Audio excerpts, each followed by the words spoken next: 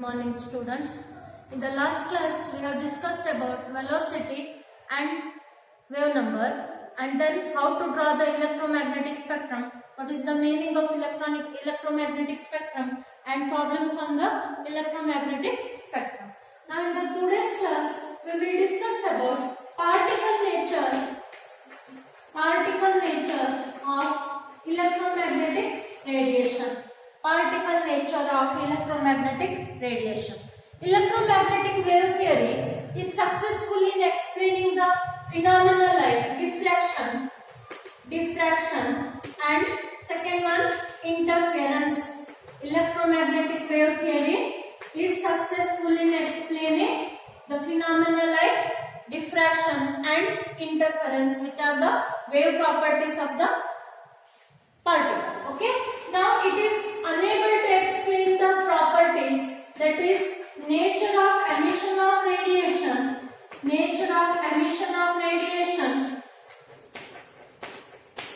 from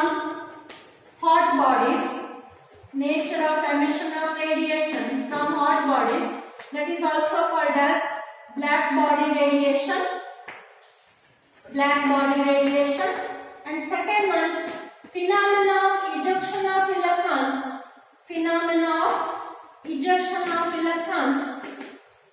from the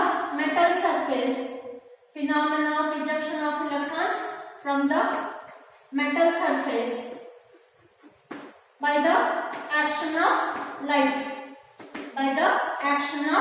light. This is also called as photoelectric effect. Okay. And third one, variation of heat capacity of solids, as a function of temperature. So third one, and fourth one, explanation of atomic spectra or line spectra of atoms.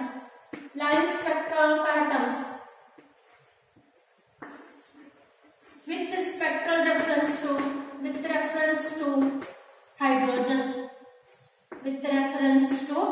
hydrogen. All these four properties cannot be explained by wave nature of electromagnetic radiation. All these properties can be explained if we assume that particle has got, or electromagnetic radiation has got, only particle nature. In your syllabus, first two are assigned. Now we will move for first one, that is black body radiation. So black body radiation, this was given by the scientist Max Planck in the year 1900. Okay. Generally, objects will absorb light when exposed to light and emit as electromagnetic radiation when heated. When heated, only a part of the visible or only part of the electromagnetic radiation can be observed in the visible region. Okay. Now let me take an example. A strong metal or solid having high melting point. Say for example, iron rod is heated. Okay. What will happen? You have just observed it. So if you goes on heating the iron rod, so that first it becomes dull red, then deep red, and as you go on heating the rod, it becomes yellow. As the temperature increases, then glows with a white light, then glows with a blue light as the temperature increases, and when the temperature is very high, then it will be purple in color. That means any substance, when it is heated, it will move from lower frequency. So red is from lower frequency to higher frequency, that is blue, or it will go from higher wavelength to lower wavelength. Okay, so any body, ideal body which emits and absorbs all type of radiations are called as black body. An ideal body which emits and absorbs, all the types of radiations,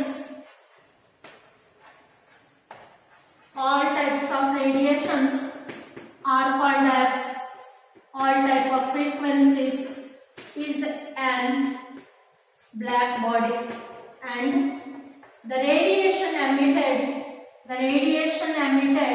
is black body radiation.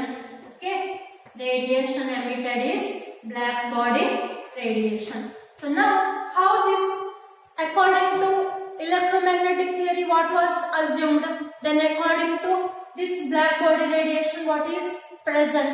Now see, let us see in this part.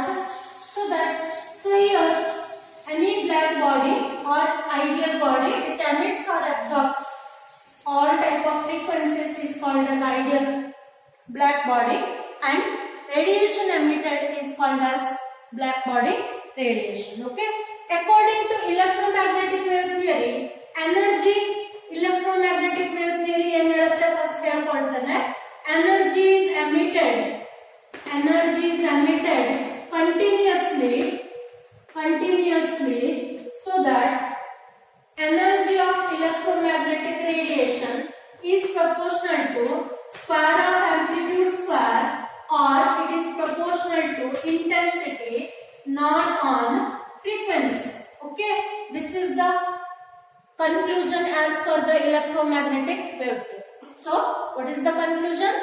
As the energy of the electromagnetic radiation is emitted continuously, the energy of the electromagnetic radiation is proportional to square of amplitude, or it is just proportional to intensity and does not depend on frequency. Okay, but what is the experiment we have carried out? See here, when a substance with melting point is heated, it just changes its color. Okay, so change in color show that intensity, actually intensity vary ಆಗಬೇಕು ಅಂದ್ರೆ ಏನಾಗಬೇಕಿತ್ತು ಹೇಳಿ, ಒಂದೇ colour ಅಲ್ಲಿ ಬೇರೆ ಬೇರೆ dull, dark, deep ಹೀಗೆ ಒಂದೇ ಕಲರ್ ಅಲ್ಲಿ ಇರಬೇಕು. ಆದ್ರೆ ಕಲರ್ ಚೇಂಜ್ ಆಗೋದಕ್ಕೆ ನಾವೇನ್ ಹೇಳ್ಬೋದು, energy of change in color show that energy of incident radiation is proportional to frequency of radiation and not on the intensity of radiation. ಅಂದ್ರೆ ನಮ್ಮ ಎನರ್ಜಿ ಆಫ್ ರೇಡಿಯೇಷನ್ ಏನಿದೆ ಅದು ಫ್ರೀಕ್ವೆನ್ಸಿ ಮೇಲೆ ಡಿಪೆಂಡ್ ಆಗುತ್ತೆ. ನಾನು ಇಲ್ಲಿ ಬರ್ತಿದ್ದೇನೆ, lower frequency to higher frequency, ಅಥವಾ ವೇವ್ ಲೆಂತ್ ಅಲ್ಲಿ ಹೇಳುತ್ತಿದ್ರೆ higher wavelength to lower wavelength shift ಆಗುತ್ತೆ. ಆಯ್ತಾ? ಹಾಗಾಗಿ according to black body radiation, we can say that change in color show that energy is proportional to frequency and not on the intensity. So now frequency distribution of black body radiation, frequency distribution of black body radiation with the temperature is given by the following graph. Okay, so if this is the graph, here lambda in nanometers, then intensity, it is intensity. I will draw the curve first, then I will go on explaining. Okay, so this is the curve, now this is the curve, and this is the temperature 1259 Kelvin. This is lambda 1, and here this is lambda 2, and this is lambda 3. So this curve is for 1459 Kelvin, and third curve is for 1600 Kelvin. Now, so here at a given temperature, let me explain the curve first, then we will go for the conclusions. So here in the curve at a given temperature, first I will explain for the given temperature. So at a given temperature, say for about 1259 Kelvin, okay, I will take the curve variation from right to left. So here with the decrease of wavelength, okay, as the wavelength decreases, then intensity of radiation, emitted radiation goes on increasing. Intensity of emitted radiation goes on increasing, reaches a maximum, then again with the decrease of lambda, it decreases. This is the curve what we have drawn here. Okay, the curve shows that with the decrease of wavelength, so here there is intensity goes on increasing, it becomes maximum. Then with the again decrease of wavelength, so intensity goes on decrease. Okay, so the intensity of or most wavelength of most intense wavelength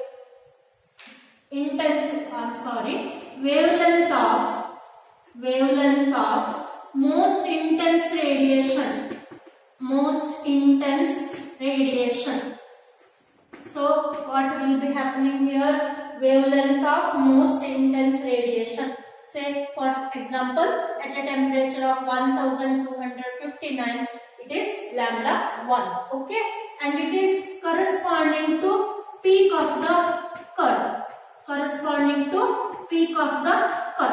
So what happens to the curve here? If you go on increasing the temperature, decreases with the increase in temperature. Okay, so wavelength of most intense radiation. Now at the second temperature 1459 Kelvin, the same type of the curve is obtained, but the lambda 2, that is wavelength of most intense radiation or corresponding to peak of the curve, will decrease to lower values. That is, it is wavelength decreases. So that with this experiment we can say that, so as the temperature increases, so that wavelength decreases or frequency increases, because as wavelength and frequency are inversely related to each other. By this experiment, Max Planck concluded as Planck's quantum theory. So we will just give the postulates of Planck's quantum theory. Okay.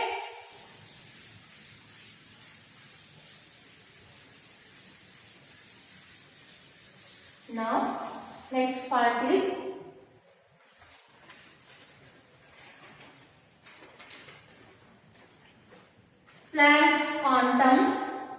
Planck's quantum theory. Planck's quantum theory. This was given by the scientist Max Planck, and question may be asked for 2 marks. So, postulates of quantum theory. Planck's quantum theory. So, first one, atoms and molecules can emit radiations, could emit radiations, emit or absorb. What all the option it will be open. Okay, it will emit or it will absorb. Atoms or molecules could emit or absorb energy only in small discrete quantities. That means it is discontinuous one. Okay, it is discontinuously,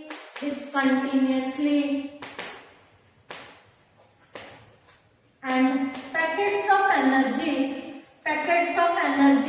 is called as either photon in case of light or quantum in case of radiation. Okay, so first postulate says that, what is the first postulate? Atoms and molecules could emit or absorb energy only in small discrete quantities, that is not in the continuous manner, that is discontinuously, and the packets of energy are called as photon in case of light and quantum in case of radiation. Okay. Now quantum means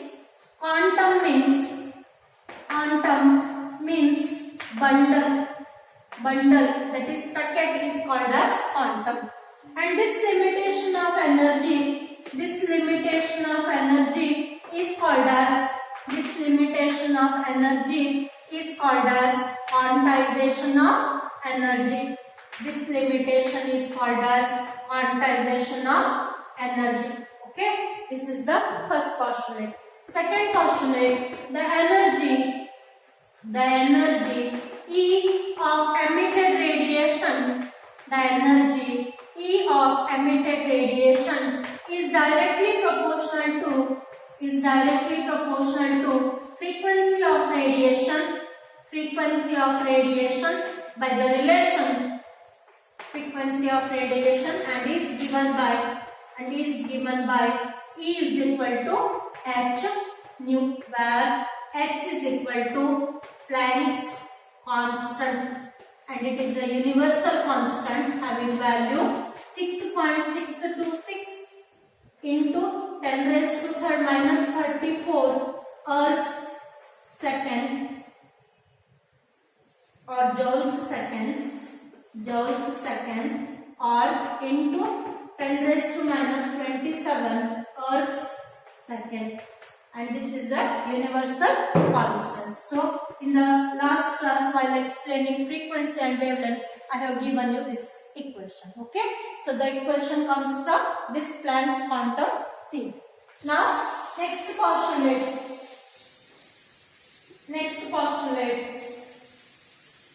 third postulate.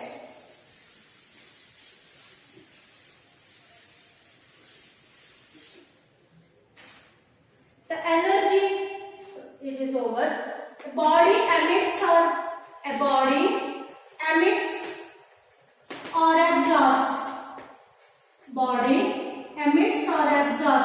radiation only in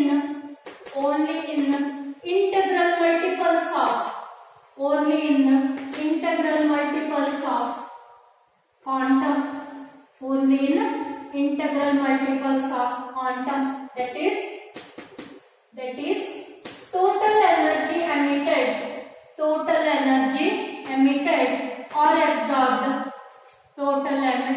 emitted or absorbed will be a whole number. Total energy emitted or absorbed will be a whole number, which is given by the relation E is equal to NH nu, where n is an integer passing from 1, 2, 3, etc. Okay, so with this theory, Planck was able to explain distribution of intensity in the radiation from black body as a function of frequency or wavelength at different temperatures. Now let us move for next concept, that is photoelectric effect. This question is also important one and can be asked for 3 marks. So what is photoelectric effect?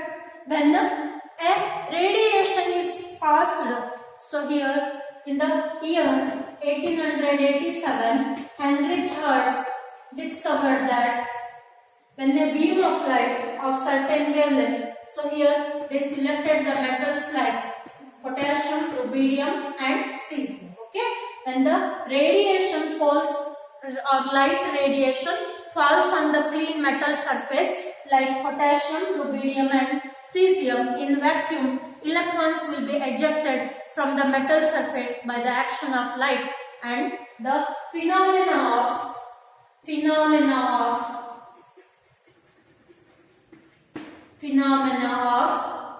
ejection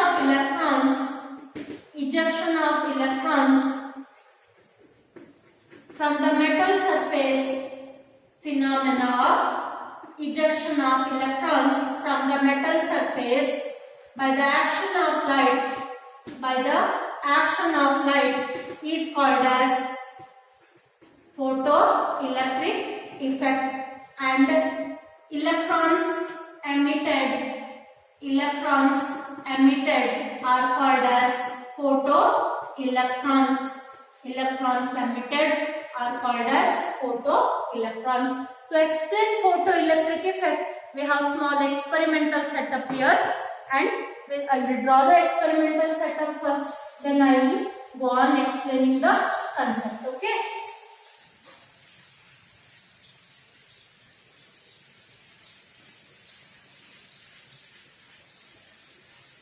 So, for the photoelectric effect, the small experimental setup is that if 3 marks question is asked for you, just first write the definition of photoelectric effect, then experimental setup, then explain a few words regarding the experiment, then write the results of the experiment. That is enough. Okay.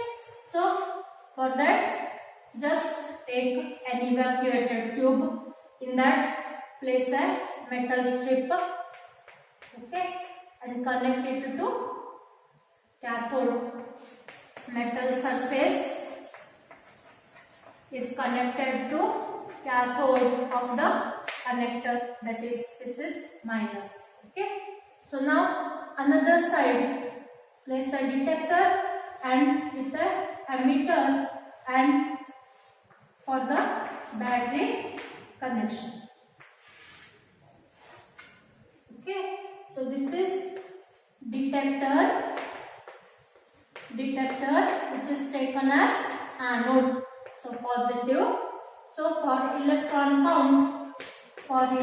count and measure kinetic energy of electron. Okay, detector is placed to count the number of electron passing through the detector and to measure the kinetic energy of electrons. So this is emitter and this is positive and negative of the battery. Okay, this is a vacuum chamber or evacuated. So here we are evolving the electron and this is the light which will strike on the metal surface. Okay, this is the light which is emitting or passing through the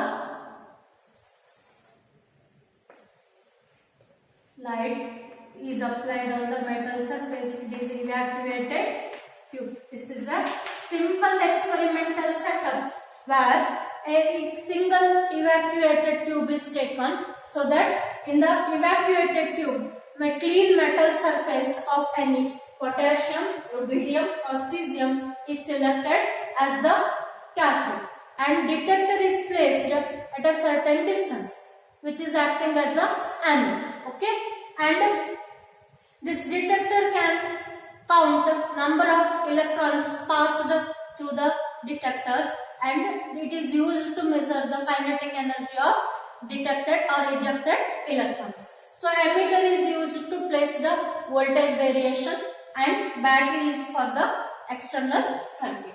Now experiments of the results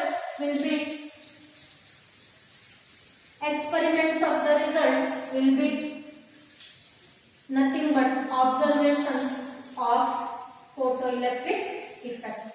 Okay. So next heading, experimental results are first one, the electrons are ejected from the metal surface. Electrons are ejected from the metal surface as soon as beam of light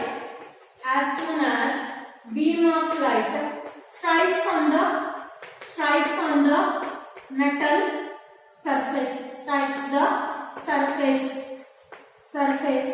that is there is no time lag between striking of the light beam and there is no time lag between striking of the light beam and ejection of ejection of electrons from metal surface. So if we calculate the time lag, it is nearly 10 raised to minus 8 seconds. Okay, if we know the time lag, then time lag will be of 10 raised to minus 8 seconds. Second one,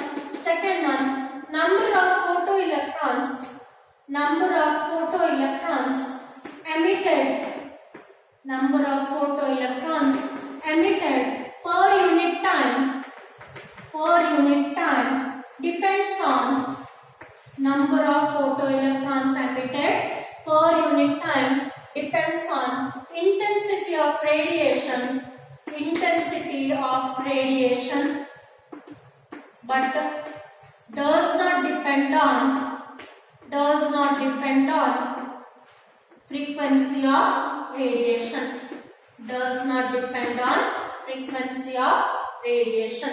Okay, not on its frequency. Then third one, for a particular metal,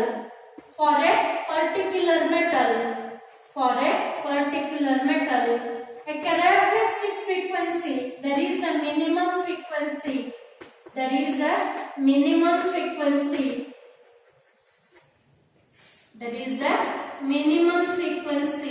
needed for the emission of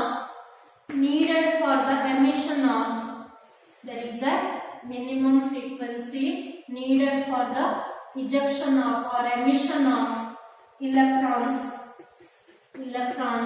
from surface,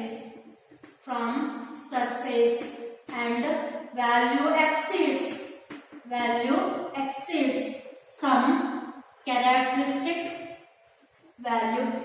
value exceeds some characteristic value and is called threshold frequency.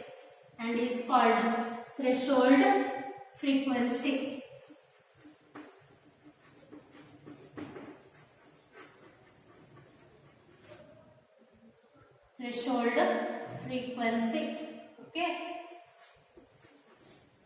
So for the threshold frequency we are using the letter nu naught. Okay, and this will depend on nature of the metal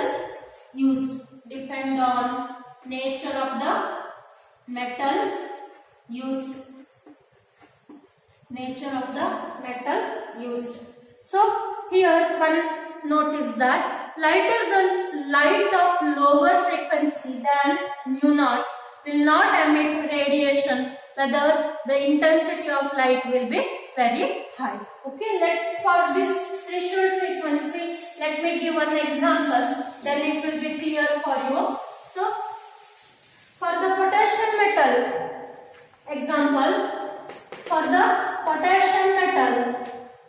threshold frequency is equal to 5.0 into 10 raised to 14 hertz.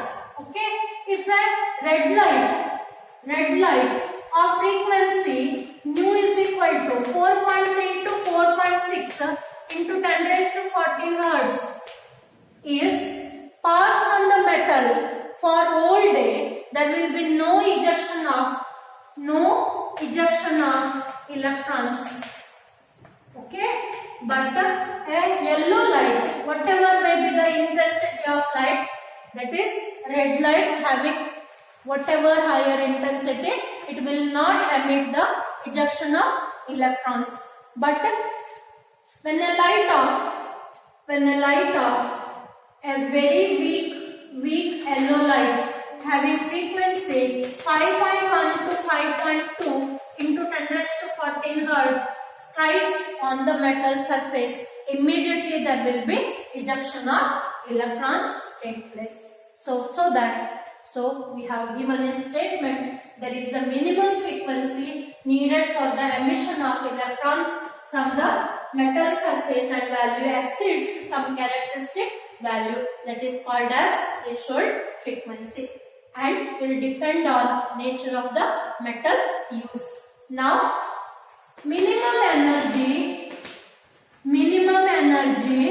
required for the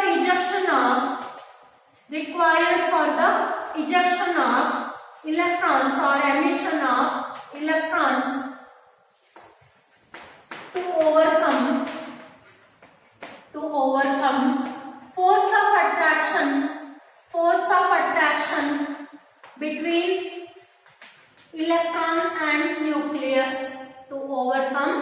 force of attraction between electron and nucleus is called as work function.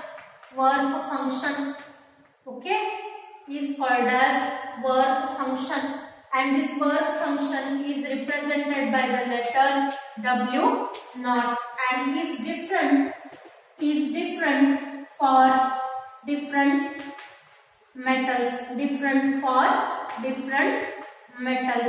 okay.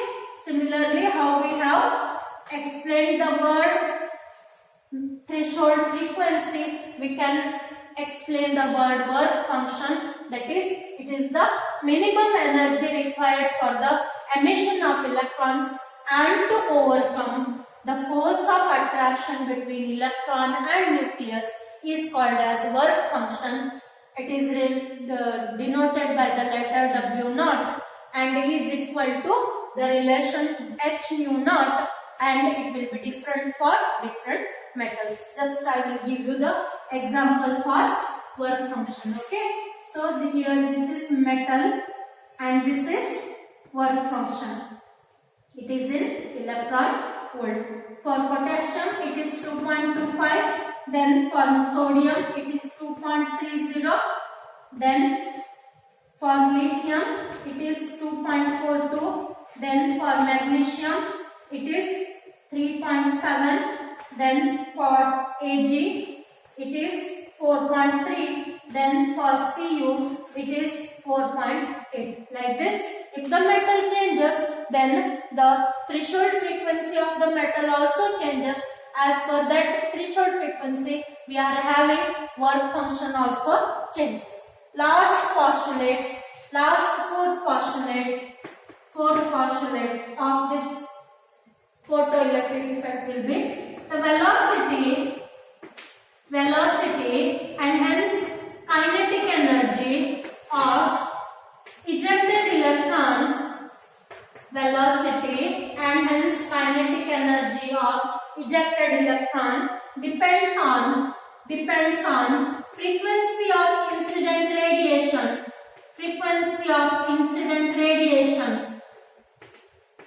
And is independent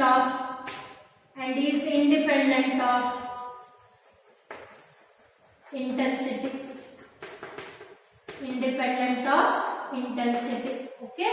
So see here, don't confuse. Number of photoelectrons emitted per unit time will be depending on the intensity of radiation, and it will be independent of the frequency. Whereas velocity and hence kinetic energy of the ejected electron will be dependent on frequency of incident radiation, and it will be independent of intensity. Okay, with this experimental observations, now so we have to give the explanation for the photoelectric effect. Now just one statement according to electromagnetic wave theory. Electromagnetic wave theory, radiations are continuous and should be possible to accumulate light on the surface of the metal irrespective of its frequency. That is, radiations of all frequencies can emit photoelectrons. That is not so, okay. And the energy of ejected electrons should depend on intensity of radiation, okay. So now Albert Einstein in the year 1905 gave an experimental result or experimental proof in the basis of Planck's quantum theory, okay. Albert Einstein gave the explanation. Albert Einstein in the year 1905 gave the explanation based on Planck's quantum theory. So he just first assumed that Planck's theory, okay. So he assumed that the metal will be held by the electrons. If this is the metal and these are the electrons, then metal will be held by the electrons with some attractive forces, okay. Metal and electrons are held by some attractive forces. So the minimum energy required to overcome this metal electron attractive force and to eject electron out of the metal is called as work function, okay. So that if we supply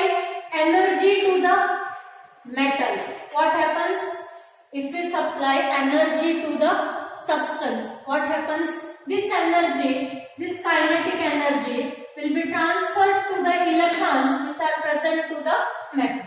Higher the kinetic energy of electrons applied, higher will be the transfer of energy to the electrons, so that higher will be the energy of ejected electrons. See here, if you supply more energy to the substance, then it will transfer its whole energy to the electron, so that ejected electron will have higher kinetic energy.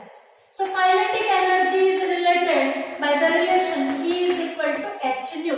So that as energy and frequency are directly related, we can say that energy of ejected electron depends on frequency of radiation. Okay, more the energy supplied to the matter or surface of the metal, then more will be the energy of ejected electron, and hence more will be the frequency of radiation. Now, more intense beam of radiation will have more number of photons, so that what will be the consequence? Number of electrons, photoelectrons emitted will be very high. Okay, so more intense beam of radiation, if you apply on the metal surface, then more will be the number of photons, so that more number of photoelectrons will be emitted by the substance. So here I am going to end this class, and in the next class we will discuss about next concept, that is we will move for the Bohr's model of atom and postulates limitations, then drawbacks, etc. Okay, yes, thank you.